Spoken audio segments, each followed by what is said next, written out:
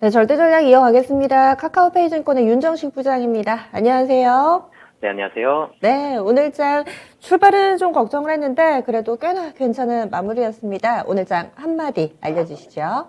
네, 자신감을 갖자라고 좀 정해봤습니다. 네, 어떤 의미에서요? 네, 사실은 오늘 장 시작이 굉장히 불안하게 시작을 했습니다. 미국 시장보다 약한 부분도 있었고요. 생각보다 하락이 깊었습니다.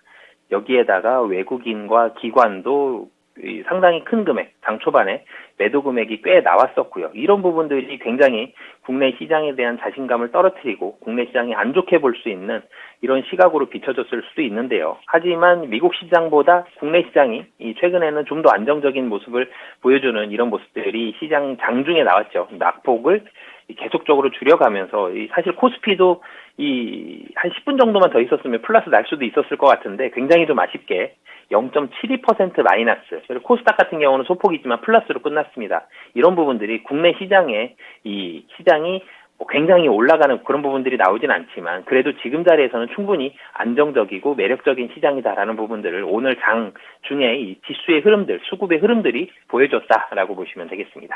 네, 이야기를 들으니까 그래도 어느 정도 바닥이 좀 나오지 않았나라는 생각을 약간 하게 되는데요. 세부적으로 들어가 보겠습니다. 중요한 점들 체크 포인트로 압축을 해주세요. 네, 우선은 최근에 좀 다른 특징들, 사실 1월 한 초부터 시작이 됐다가 2월 한 중순 정도까지만 해도 코스닥보다는 코스피가 좋은 모습이 많았습니다.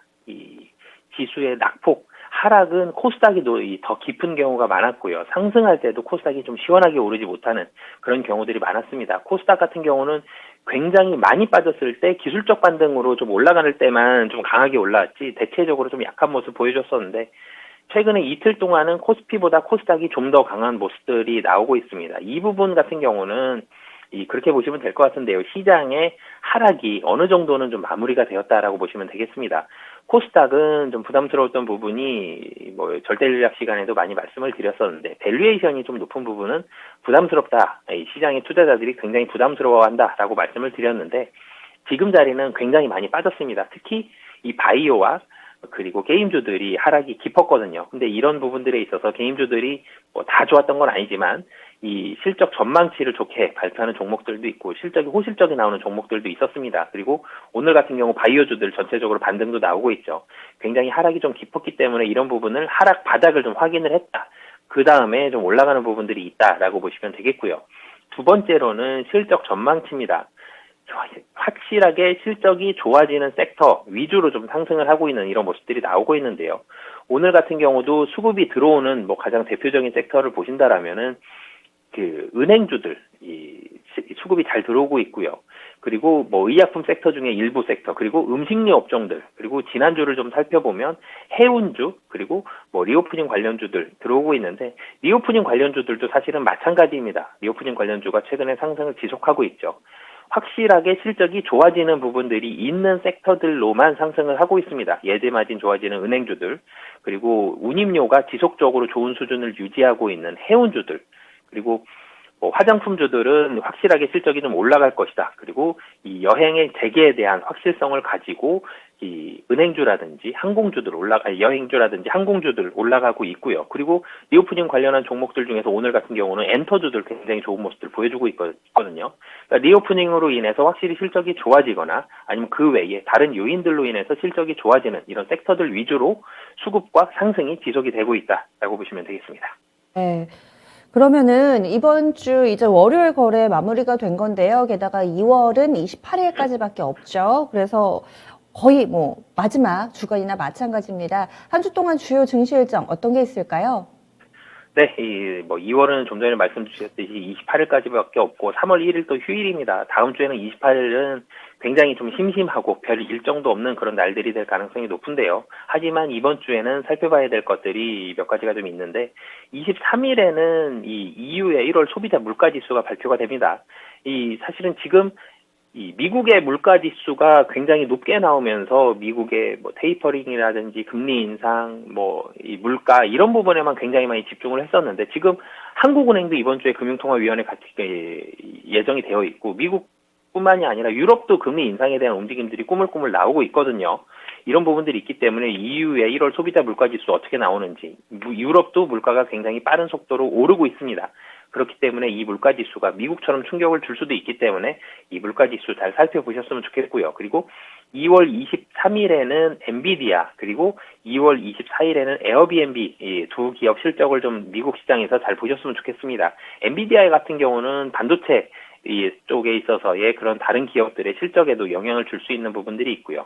에어비앤비는 최근에 국내 증시에서 굉장히 좋은 리오프닝 관련한 종목들 좋은 모습 보여주고 있는데, 지난주에는 메리어트의 실적이 좋았었죠. 이 메리어트의 실적이 좋으면서 리오프닝 관련한 주들이 미국 시장도 그렇고 국내 시장도 그렇고 좋은 모습을 보여줬습니다. 에어비앤비의 실적이 좋다라면 이런 기대감 충분히 좀 가질 수 있기 때문에 두 기업 실적 주목해 보셨으면 좋겠고요. 그리고 2월 24일 한국은행 금융통화위원회가 예정이 되어 있습니다. 금리 인상과 금리 유지에 대한 사실은 주장이 팽팽하게 좀 맞서고 있는데, 유지 쪽이 좀 더 무게감이 있지만 이주열 하는 총재의 마지막 금융통화위원회라는 점에서 금리를 인상하고 바통을 넘겨줄 수도 있습니다. 그렇기 때문에 한국은행 기준 금융통화위원회 인상에 대한 무게감도 결코 좀 놓지 않고 바라봐 주셔야 될 것 같습니다. 그러면 이번 주 투자자들은 무엇을 좀 집중적으로 봐야 될까요? 제일 중요한 건 이 물가지수가 제일 중요할 것 같습니다. 이 실적은 사실은 어느 정도는 유지가 될 것으로 보여지고, 금리 인상도 물론 인상되면 시장 한번 출렁일 수도 있겠지만 유지에 대한 가능성이 좀 더 높은데, EU의 1월 소비자 물가지수 같은 경우는 EU에서도 금리가 확실하게 좀 올라간다 그러면 다시 한번 금리 인상으로 인한, 지금은 3월달 25bp라는 컨센서스가 어느 정도 형성이 되어 있기 때문에 금리 인상으로 인한 시장의 출렁임은 좀 없는 상황이거든요. 그래서 이 부분에 있어서의 충격이 나온다면 가장 크게 나올 수 있기 때문에 EU의 1월 소비자 물가지수를 1번으로 좀 중요하게 보셔야 될 것 같습니다. 네, 그러면 물가하고 이런 부분을 포함해서 이번 주 체크 포인트 좀 설명을 해주세요. 네, 우선은 박스권 상단 좀 낮게 본다라면 2,800, 높게 본다라면 2,850 정도가 될 텐데요. 이 박스권 상단도 잠시나마 좀 돌파할 수 있는지 여부, 여기까지 상승할 수 있는지 여부를 한번 좀 살펴보셨으면 좋겠습니다. 외국인과 기관이 매수를 보여주고 있지는 않지만 그래도 수급이 나쁘지는 않습니다. 이런 부분들이 있기 때문에 수급적인 요인들, 지금 개인이 매수하더라도 시장이 상승할 수 있는 여력도 가지고 있거든요. 그렇기 때문에 이 시장의 상승에 대한 분위기 어디까지 갈 수 있는지 여부 보셔야 될 것 같고요. 그리고 두 번째로는 전기전자 섹터입니다. 시장이 자신감을 갖자라고 제가 말씀을 드렸는데, 전기전자 섹터는 사실은 자신감이 조금 떨어지거든요. SK 하이닉스를 제외하고 나머지 종목들이 지금 수급이 좀 좋지 않은 모습들도 있고, 실질적인 이 주가의 상승도 시원하게 나오지 못하는 이런 부분들이 있기 때문에, 그렇지만 어쩔 수 없이 전기전자 섹터가 시가총액 1, 2, 3위입니다. 그렇기 때문에 전기전자 섹터의 반등 여부, 이번 주에 나올지 여부를 좀 봐야 될 것 같고요.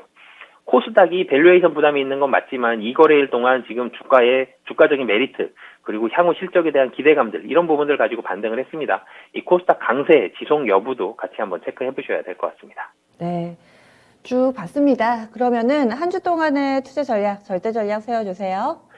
네, 가장 중요한 거는 금리 이런 부분도 있지만 실적입니다. 지금 시장 좀 불안한 부분이 분명히 있습니다. 상방을 돌파하기 위해선, 지수도 그렇고 종목도 그렇고 상방을 돌파하기 위해선 실적인데요. 이 실적이 확실히 좋아지는 이 섹터, 종목 위주로, 좀 전에 말씀드렸던 그런 섹터들 위주로 대응을 하시면 좋을 것 같습니다. 네, 알겠습니다.